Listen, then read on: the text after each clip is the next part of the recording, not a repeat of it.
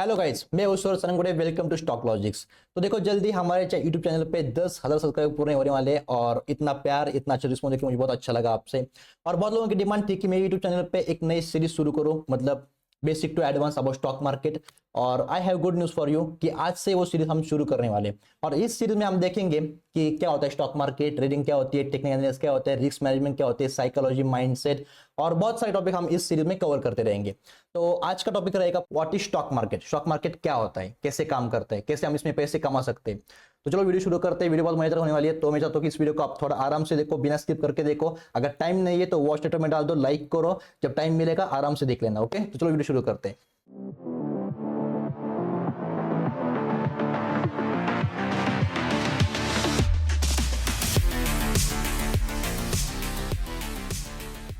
क्या होता है स्टॉक मार्केट? देखो, स्टॉक मार्केट को ऐसे समझो आप, जैसे एक सब्जी मार्केट होता है जहाँ पे हम जाके सब्जी खरीदते हैं, या फ्रूट्स मार्केट होता है जहाँ पे हम फ्रूट्स खरीदते हैं। वैसे स्टॉक मार्केट में हम कंपनी की शेयर्स खरीदते हैं, जहाँ पे कंपनी आती है अपने शेयर्स बेचती है। पब्लिक या इन्वेस्टर आते हैं जहाँ पे वो इन्वेस्ट करके शेयर खरीदते हैं। तो इसको बोलते हैं स्टॉक मार्केट। और ये जहाँ पे एक्सचेंज होता है ना, ये इसको बोलते हैं स्टॉक एक्सचेंज। इंडिया में दो मेजर स्टॉक एक्सचेंज है, एक है एनएससी, एक है बीएससी। तो एनएससी नेशनल स्टॉक एक्सचेंज और बीएससी मतलब बॉम्बे स्टॉक एक्सचेंज। ये दो मेजर स्टॉक एक्सचेंज है जहाँ पे ये सब कुछ ट्रेड होता है, स्टॉक मतलब एक्सचेंज होता है, शेयर बाय और सेल होता है। सबसे पहले देखते हैं कि कंपनी अपने शेयर क्यों बेचती है। देखो, अगर मुझे कोई बिजनेस करना है तो मुझे सबसे पहले क्या चाहिए? फंड्स। तो मैं क्या करूंगा? मेरे सेविंग लगा दूंगा, फ्रेंड्स से पैसे लगा दूंगा, या फैमिली से पैसे लेके लगा दूंगा। तो उसको क्या बोलते हैं? हम जो स्टार्टिंग में इन्वेस्ट करते हैं उसको हम बोलते हैं एंजल इन्वेस्टर। अगर मैंने एंजल इन्वेस्टर से पैसे लिया, बिजनेस शुरू किया और अच्छे बिजनेस चल रहा है, अब बिजनेस सेट हो गए, अब मुझे लग रहा है कि यार मुझे और ब्रांचेस खोलने और बिजनेस एक्सपांड करना है।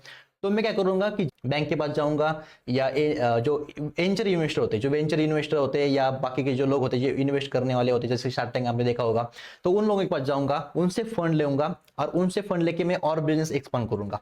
अब मैंने उनसे फंड लिए, बिजनेस एक्सपांड किया और बिजनेस अच्छा चल रहा है। अब मुझे लग रहा है कि मुझे और बिजनेस एक्सपांड करना है और मुझे मल्टीनेशनल या हर सिटी में मुझे बिजनेस पहुंचाना है। तो फिर मैं क्या करूंगा? मुझे चाहिए बड़ा फंड। इतना बड़ा फंड कहां से मिलेगा? बैंक तो नहीं दे सकती या इन्वेस्टमेंट नहीं दे सकती, तो इतना बड़ा फंड्स कहां से लेंगे? हम पब्लिक से। तो देखो, हर आदमी के पास जाके मैं फंड्स ले नहीं सकता, तो उसके लिए कोई सिस्टम चाहिए। तो उसके लिए बना है स्टॉक मार्केट, जहां पे कंपनी आके अपने शेयर्स बेचती है और पब्लिक आके वहां पे अपने शेयर खरीद के, मतलब पैसा देके शेयर खरीदते हैं। उसको हम इक्विटी बोलते हैं, ओनरशिप बोलते हैं, पार्टनरशिप बोलते हैं। तो कंपनी को चाहिए फंड्स और बड़े लेवल पे फंड चाहिए, इसलिए स्टॉक मार्केट बना है। अब पब्लिक को फायदा क्या होता है? तो उनको मिलता है हिस्सा, उनको बोलते हैं ओनरशिप। उनको क्या मिलता है? अब कंपनी में पार्टनरशिप मिलती है। मतलब देखो कैसे होता है कि मान लेते हैं कि अगर आपने मेरे कंपनी में इन्वेस्ट कर दिया 1 लाख रुपए और मेरी कंपनी की वैल्यूएशन है 1 करोड़, तो आपने 1% इन्वेस्ट कर दिया मेरी कंपनी में।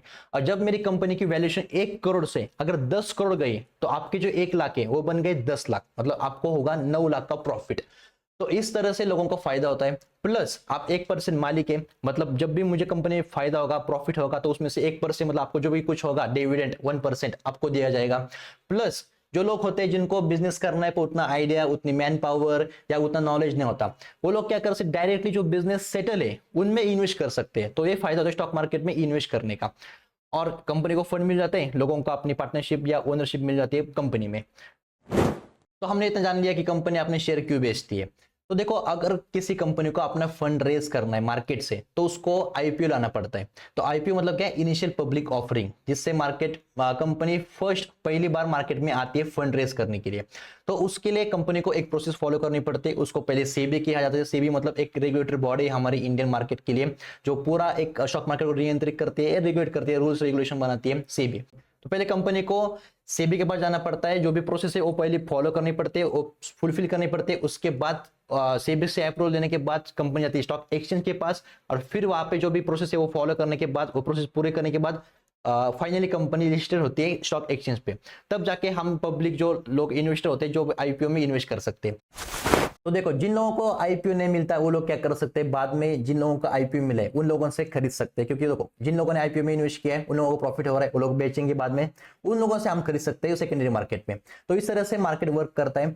और कब खरीदना है, कब बेचना है, वो हम कैसे डिसाइड करते हैं, एक होता है टेक्निकल एनालिसिस, एक होता है फंडामेंटल एनालिसिस। फंडामेंटल एनालिसिस में क्या करते हैं हम, जैसे कंपनी का फोरकास्टिंग रिपोर्ट देखते हैं, कंपनी की ग्रोथ देखते हैं, कंपनी का फाइनेंशियल रिपोर्ट देखते हैं, उसमें पीबी रेशियो क्या है, पी रेशियो क्या है, बहुत सारी चीजें होती है, उसको हम एनालाइज करके हम एक प्रेडिक्ट करते हैं कि कंपनी की ग्रोथ अगले 5 साल में, 10 साल में, 15 साल में कहाँ जा सकती है, और उस हिसाब से हम लॉन्ग टर्म में इन्वेस्ट करते हैं। जब आपको लॉन्ग टर्म इन्वेस्ट करना पड़ता है तब जाके आप फंडामेंटल एनालिसिस को यूज करते हो। अब टेक्निकल एनालिसिस कब यूज करते हैं हम, जब हम इंट्राडे ट्रेडिंग करने वाले या 1 मंथ के लिए या 6 मंथ के लिए हम किसी भी स्टॉक को होल्ड करने वाले, तब जाके हम टेक्निकल एनालिसिस वर्क करते हैं, मतलब यूज करते हैं। तो उसमें क्या होता है टेक्निकल एनालिसिस में, एक होता है प्राइस एक्शन, एक होता है इंडिकेटर। प्राइस एक्शन ट्रेडिंग किसको बोलते हैं, जहां पे हम खुद अपने हाथों से चार्ट के ऊपर चार्ट देखते हैं, चार्ट के ऊपर हम सपोर्ट या रेजिस्टेंस ड्रॉ करते हैं, उस हिसाब से हम बाय और सेल करते हैं, तो उसको बोलते हैं प्राइस एक्शन ट्रेडिंग। और इंडिकेटर ट्रेडिंग किसको बोलते हैं, जब इंडिकेटर हम यूज करते हैं, जैसे पिवट पॉइंट हो गया, वीएफ हो गया, ईएमए हो गए, आरएसए हो गए, तो बहुत सारे इंडिकेटर होते हैं, उस इंडिकेटर को हम यूज करके उनके से सिग्नल पे हम बाय और सेल करते हैं किसी भी शेयर को, तो उसको बोलते हैं इंडिकेटर ट्रेडिंग।